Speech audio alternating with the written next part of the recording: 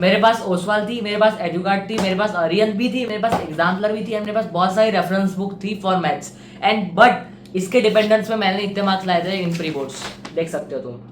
And ये pre boards के कारण मेरे मार्क्स पूरे चले गए थे क्योंकि मैं पूरा डिमोटिवेट था। Everyone, I am Saksham, I score 97% in class 10, 99 in standard maths. This video is for basic and standard math both.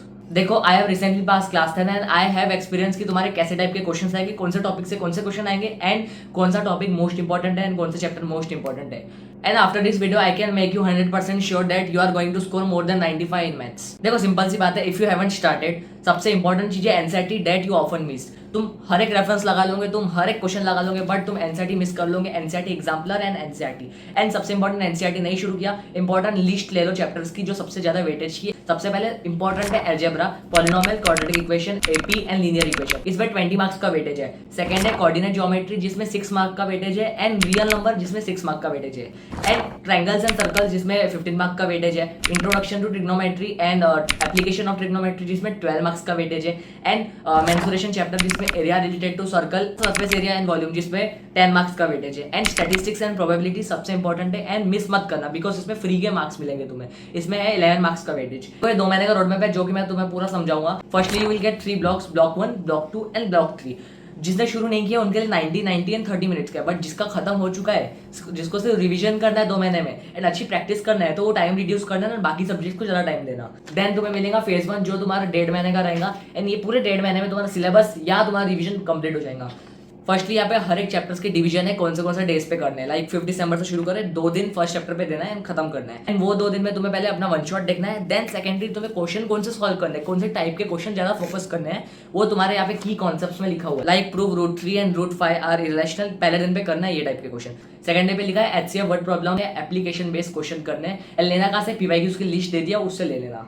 Then you have polynomial 8 and 9 दिसंबर को जिसमें कौन से टाइप के ज्यादा फोकस करने हैं क्वेश्चन। अब इसमें जो की कॉन्सेप्ट्स है तुम्हें यही क्वेश्चन प्रैक्टिस नहीं करना है, फोकस कौन से एरिया पे करना है वो लिखा हुआ है।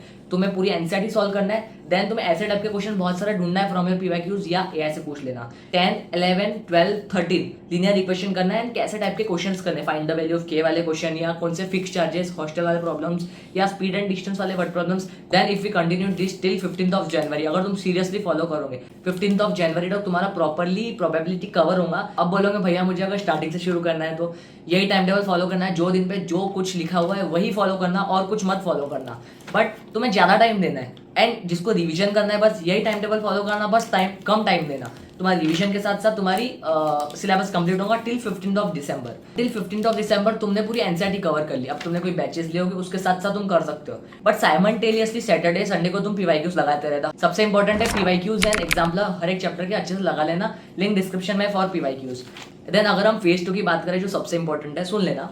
16th ऑफ जनवरी में तुम्हारा ड्रिल 1 शुरू होगा। ड्रिल 1 क्या है, री अटेम्प्ट प्रूफ्स। अभी जो तुम्हारे प्रूफ वाले जितने भी क्वेश्चन थे वो तुम्हें फिर से करना है। लाइक स्क्वायर रूट वाले, बीपीटी वाले, सर्कल्स के जितने प्रूफ्स है या ट्रायंगल के आइडेंटिटी वाले जितने क्वेश्चन है तुम्हें फिर से प्रूफ करना है। 17 में अलजेब्रा के ड्रिल करना है, अलजेब्रा में जितने टाइप के क्वेश्चन थे वर्ड प्रॉब्लम्स वो करना है। फिर 20th ऑफ दिसंबर में मैं एक सैम्पल पेपर अपलोड करूंगा जो तुम्हें प्रैक्टिस करना है। 21st जनवरी को एनालिसिस 1 है जिसमें जितने भी एरर्स थे तुम्हारे या तुमने जितने क्वेश्चंस गलत किए थे उसको वापस सॉल्व करना है। 24 को प्रैक्टिस टेस्ट करना है, 25 को एनालिसिस 2 करना है, 26 को फिर से ड्रिल्स एमसीक्यूज वगैरह करना है, 28 को फिर से क्वेश्चन पेपर करना है। मतलब फेज 2 सबसे हार्ड रहेगा, बट इन फेज 1 अगर तुम सर्वाइव कर जाओ, लेट मी टेल यू कि फेज 2 में है क्या।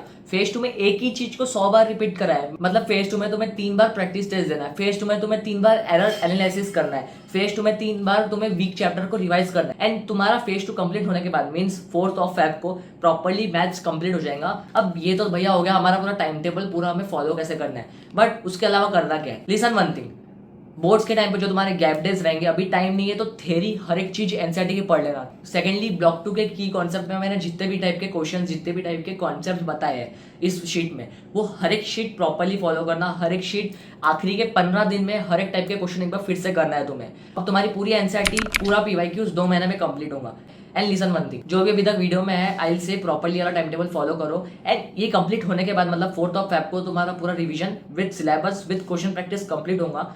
नाउ भैया what steps we need to follow to cover this whole time table या टू स्कोर 100%। देखो, firstly don't jump to any reference book rather than NCERT. सबसे पहले एनसीईआरटी को प्रायोरिटी बनाओ, उससे बहुत सारे क्वेश्चंस मिलेंगे। सेकेंडली क्वेश्चंस पे अपलोड करते जाऊंगा मेरे व्हाट्सएप वाले ग्रुप पे, उसको ज्वाइन कर लेना। उसके बाद read whole theory of your NCERT MCQs and assertion reason आ जाएंगे। देन द थर्ड स्टेप जो तुम नहीं करते हो, analyse your pre boards paper. सबसे इंपॉर्टेंट है, जहाँ पे मिस्टेक्स उसको एक जगह पे लिख के रख लो, एंड ये भी तुम्हारा पूरे टाइम टेबल में इंक्लूडेड है। देन द फोर्थ स्टेप, तुम्हें एक फॉर्मूला बुक बनानी है। अब मानो या ना मानो, एंड टाइम पे तुम मरोगे अगर तुम फॉर्मूला बुक नहीं बनाओगे। एंड द फिफ्थ स्टेप, तुम्हें हार्ड क्वेश्चन वाली बुक बनाना है, जो टाइप के क्वेश्चंस नहीं आ रहे तुम्हें। अब भैया मिस्टेक्स कौन सी अवॉइड करने हमको प्री बोर्ड्स में या बोर्ड्स में जो हमको नहीं आ रहा अभी भी कुछ। द फर्स्ट थिंग, जब तुम क्वेश्चन रीडिंग करते तुम न्यूमेरिकल डिजिट्स को अल्टर कर ले। लाइक 56 लिखा हुआ तो तुम 65 लिख लोगे गिवन में। तो तुम्हें सबसे पहले इंपॉर्टेंट है कि तुम क्वेश्चन प्रॉपर्ली पढ़ो एंड उसका गिवन अच्छे से लिखो। तो सेकंड स्टेप, प्रॉपर्ली फॉर्मेट बनाओ। लाइक अगर ज्योमेट्री का क्वेश्चन है, so you will make construction, given construction to proof या हेंस प्रूव्ड। या अगर अलजेब्रा का क्वेश्चन है, यू विल गिव एरो के बाद प्रॉपर्ली लाइन में लिखोगे, स्ट्रक्चर वे में लिखोगे, तो तुम्हारे चेकर को बहुत अच्छा लगेगा एंड तुम्हें पूरे मार्क्स दे देगा। द थर्ड स्टेप इज कि जब तुम फॉर्मूला लिख रहे, लाइक अगर तुम अलजेब्रा का क्वेश्चन सॉल्व कर रहे हैं, you are writing a square plus b square क्या होता है, बट जब तुम वो अप्लाई करोगे क्वेश्चन में, तब वहां पे तुम बहुत सारी मिस्टेक्स करोगे कैलकुलेशंस पे। Then the fourth mistake is your plus minus addition subtraction।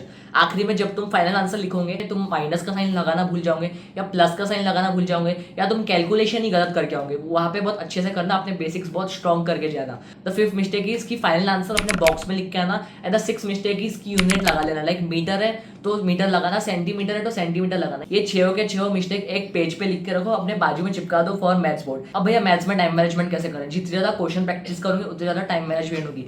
Late me tell you the teachers I followed in class 10। शोभिद्या को फॉलो किया था, उशांक सर को फॉलो किया था, एंड एडू स्टडी टॉक्स एक चैनल है, वहां से एमसीक्यू प्रैक्टिस किया था।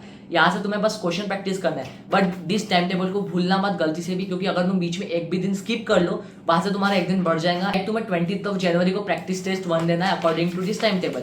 3 घंटे का टाइमर लगाना, 3 घंटे के अंदर ट्राई करना, पूरे क्वेश्चन सैम्पल पेपर या पीवाईक्यूज के कर सको।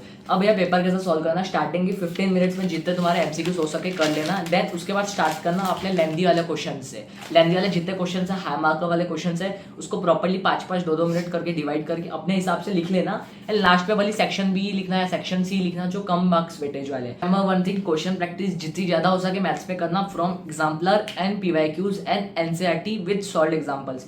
ये 4 स्टेप्स फॉलो करने हैं। अब भैया आंसर राइटिंग कैसे करें? आंसर राइटिंग के लिए एक बहुत प्यारी वीडियो बनाई है मैंने, पूरी वीडियो देख लेना। हर सब्जेक्ट के आंसर राइटिंग तुम्हें मिल जाएंगी वहाँ पे। क्वेश्चंस की टेंशन मत लो, कोई भी सैम्पल पेपर नहीं लिया है मैंने, पीवाईक्यूज की लिंक दे दिया डिस्क्रिप्शन में, वो ले लो। सैम्पल पेपर मैं अपलोड करते जाऊंगा, बस तुम्हें एक्टिव रहना पड़ेगा। थोड़ा व्हाट्सएप पे वहाँ पे अपलोड कर लूंगा। एंड डोंट वरी, मुझे पता है तुम्हें अच्छे मार्क्स मिल जाएंगे after following this time table. And I have trust on you all. जो भी वीडियो को देख रहे हैं, तुम अपने अकॉर्डिंग डेट्स चेंज करके पूरा प्रॉपर्ली टाइम टेबल फॉलो करेंगे। तो देन मिलते हैं, तब तक के लिए ऑल द बेस्ट। अच्छे से पढ़ाई करना एंड पूरा प्रॉपर्ली टाइम टेबल फॉलो करना।